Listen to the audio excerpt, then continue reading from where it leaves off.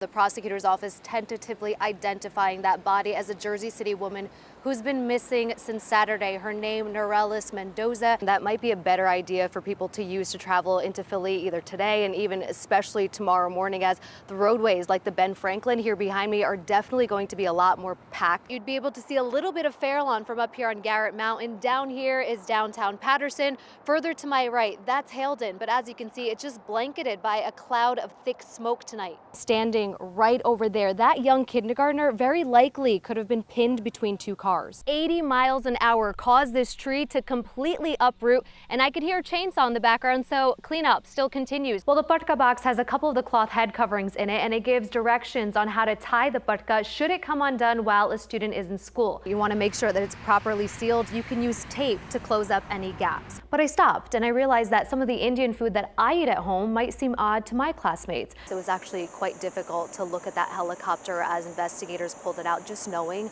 that a 40-year-old man spent his last few moments in it as it spiraled out of control. They've been at this for well over 24 hours and they are still actively fighting that fire that's burning here behind me.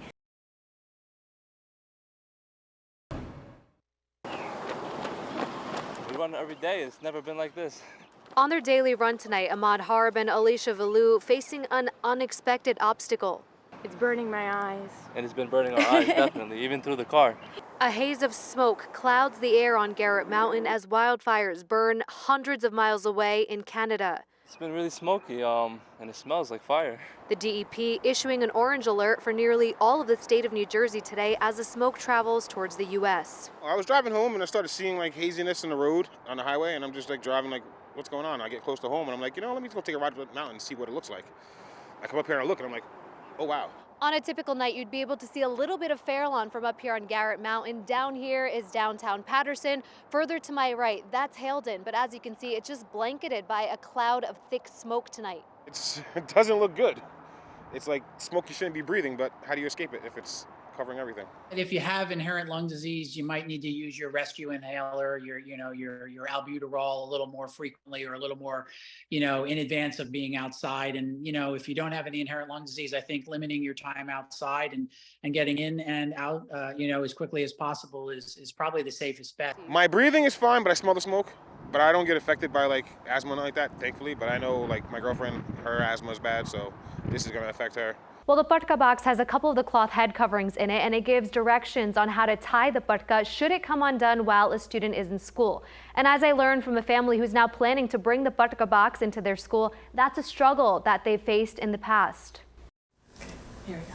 On any given morning, Sean Pastricha's mom helps him get ready for the day by tying his patka, or traditional Sikh head covering, just like she used to do for his older brother, Jay Raj. Sometimes when I didn't know how to tie and then my parents would tie in the morning, it would get loose and then the teachers wouldn't know how to fix it. Jay Raj, now in 9th grade, recently felt like he was ready to move forward past the patka and start tying a turban like his dad.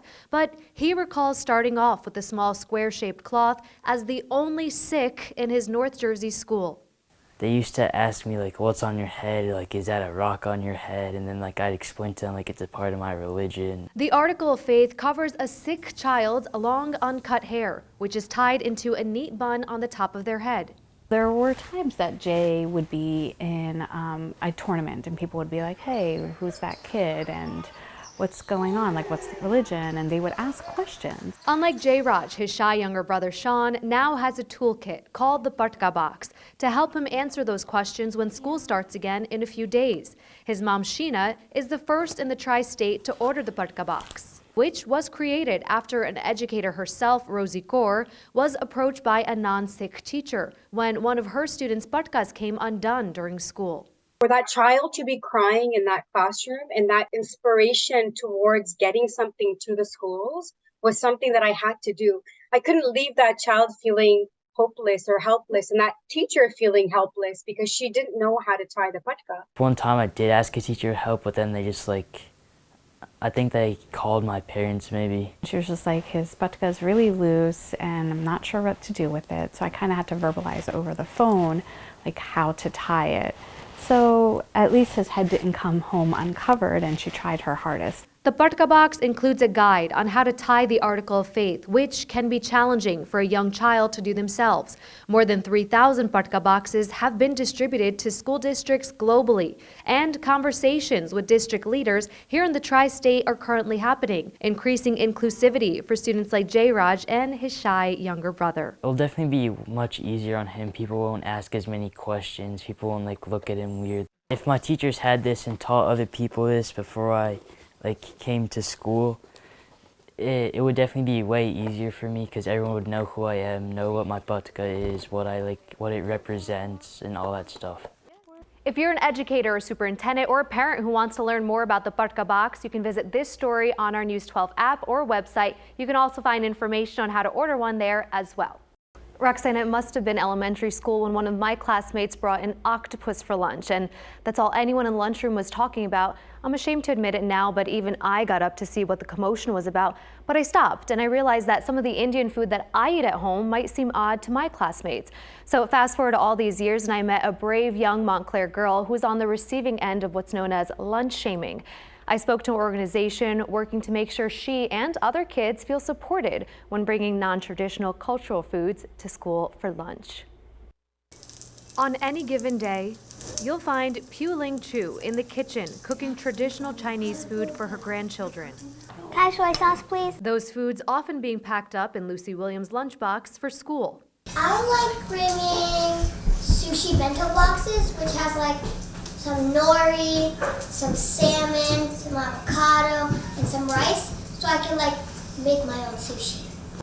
A couple of weeks ago, the fourth grader packing up leftover juk, a traditional comfort food. The girl sitting across from me, she looked at my thermos and she said, "Ew." And then she made a face that told me she was disgusted.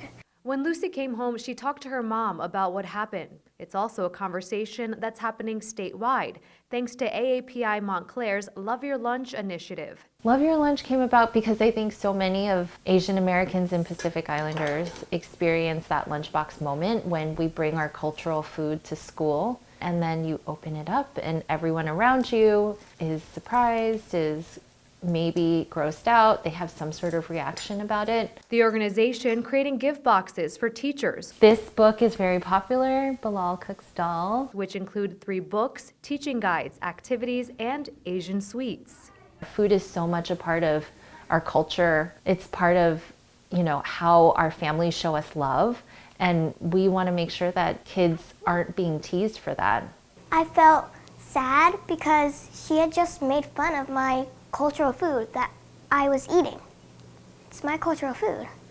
We're starting to see the change happen where Lucy still feels very proud of herself and proud of where she comes from and the food that she eats. I think she was able to probably handle the situation a lot better than I did when I was younger.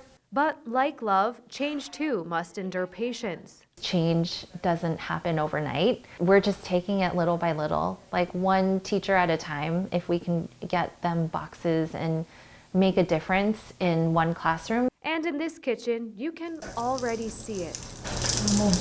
If you like it, then that's all that's important. And AAPI Montclair has a waiting list of over 100 teachers to send those gift boxes to. They're looking for help with sponsors to help covering the costs and hope to extend their program beyond Heritage Month and even at state borders. If you'd like to get involved, visit this story on our website.